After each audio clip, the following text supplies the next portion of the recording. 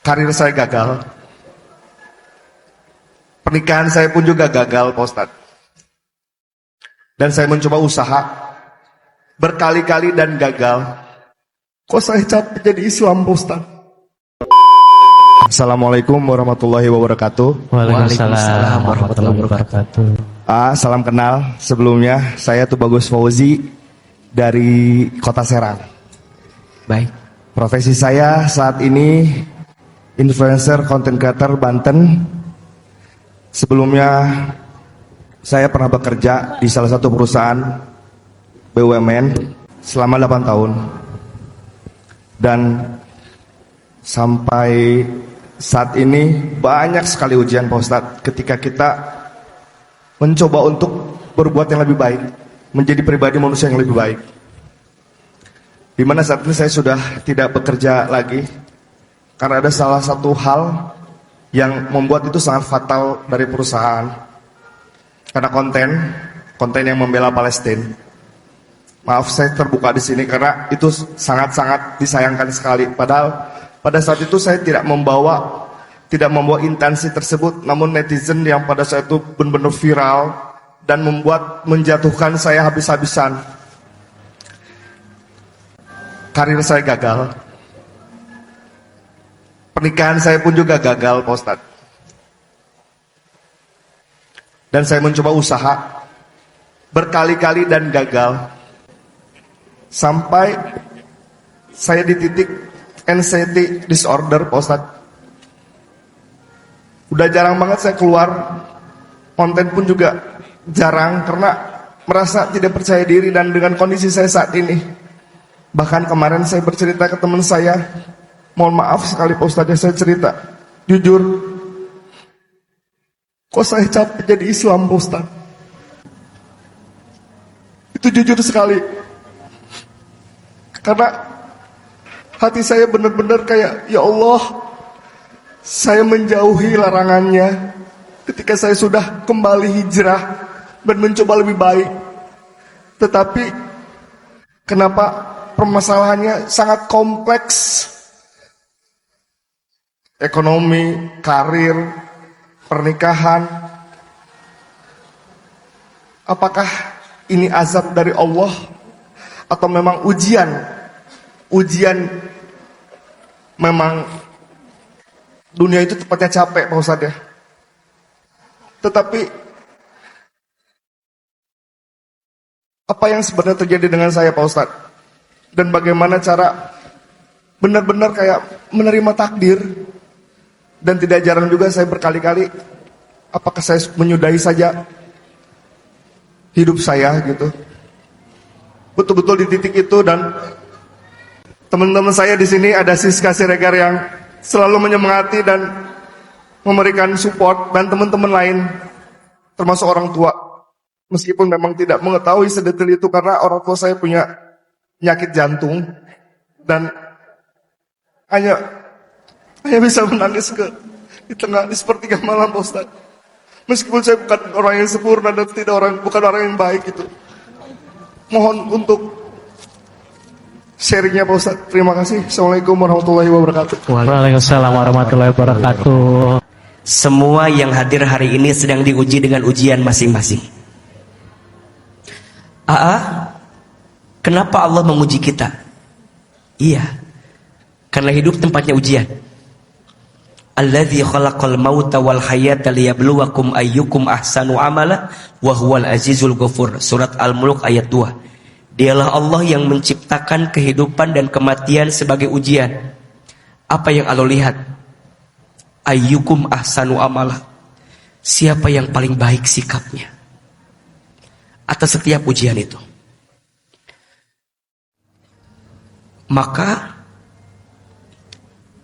cara Allah mencintaimu adalah mengujimu. Tapi sampai kapan, Sampai kita menemukan jawaban bahwa semua rasa sakit menjadikanmu lebih kuat dalam hidup. Dibentur, dibentuk. Ditempatkan pada keadaan yang lebih baik. Dibanting, dibanting, dibanting, akan terpelanting pada satu saat nanti. Mas TB rilis dulu dengan semua masalahnya. Terima Mas TB diberhentikan dari perusahaan. Terima dulu itu. Terima bahwa takdir aku harus sampai di situ, bekerja di situ. Jangan membenci. Hati yang penuh kebencian tidak akan pernah mengantarkan kebaikan. Tapi hati yang bisa memaafkan, maka akan Allah siapkan banyak kebahagiaan. Fase pertama, maafin dulu apa yang nyakitin kita. Yang kedua, Mas TB dikasih anugerah sama Allah dengan followers yang izin Allah mungkin ada, mungkin banyak. Dengan ide kreatif bikin konten, tidak semua orang punya kemampuan itu. Setuju nggak? Ayo mulai lagi, bikin konten lagi. Dulu apa yang membuat orang senang dengan kontennya Mas TB? Ayo ingat-ingat masa-masa di mana Mas TB itu pernah senang ngejalanin ini. Ingat sisi manisnya, biar pelan-pelan kita lupa rasa pahitnya. Ingat sayangnya Allah kepada kita dengan nikmat yang banyaknya, agar satu sakit yang pernah kita rasakan tertutup dengan kebaikan yang Allah berikan. Jangan fokus dengan yang satu ini. Udah, hidup nggak bisa nyenengin semua orang, Mas. Hidup nggak bisa menyenangkan semua orang. Dan tolong catat kalimat Ahilman. Catat ini. Kita tidak diperintahkan untuk menyenangkan semua orang. Tapi yang pasti, kita diminta untuk tidak menyakiti setiap orang. Mas TB, jika apa yang Mas TB lakukan kemarin menyakiti orang, minta maaf. Berdamai dengan semua keadaan itu. Kalau ternyata orang malah nyakitin kita, pelan-pelan maafin. Setelah itu, perbaiki hubungan sama Allah. 5S tolong dijaga. Kalau rizkimu sempit, sholat jawabannya. Oke. Kalau rizkimu tidak ketemu, susah ketemunya, bertaubat jalannya. Kalau rizkimu tidak beranjak, di situ terus, cek hubunganmu dengan orang tuamu. Mungkin kau pernah menyakiti hati orang tuamu. Mungkin ada sikapmu, ucapanmu, perilakumu yang pernah menyinggung hati orang tua.